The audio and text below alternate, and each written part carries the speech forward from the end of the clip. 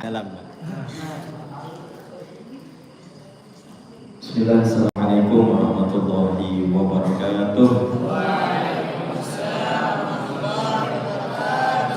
Alhamdulillah, wassalatu wassalamu ala rasulillah Muhammad ibn Abdillah wa ala alihi wa sahbihi wa wala la hawla wa la quwwata illa billah. Amma ba'du, Rabbi shrah li sadri wa yassir li amri wa hlul 'uqdatam min lisani yafqahu qawli.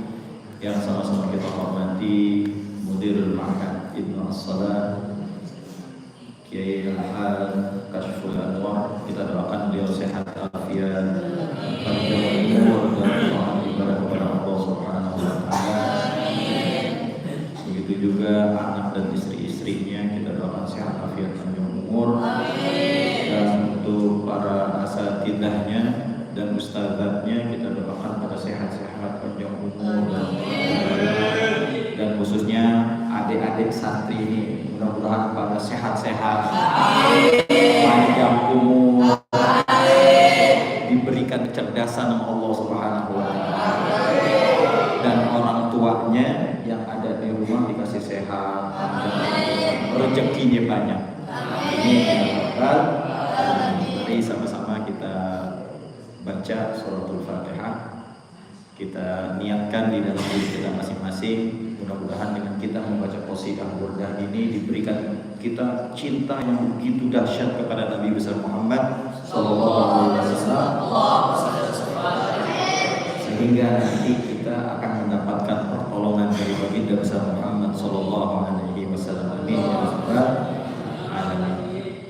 Bismillah, nawaina an naqra qasidatul burdah ala ma nawa Muhammad Sa'id al-Busiri wa ala ma nawa salafun salih wa ala ma nawa qutbul zaman wa ala ma nawina wa ala ma nawa ajdadina wa ala ma nawa sadidatina wa ala ma nawina niyatul qubul ila hadratin Nabi Muhammadin sallallahu alaihi wa alihi wasallam. Al-Fatihah.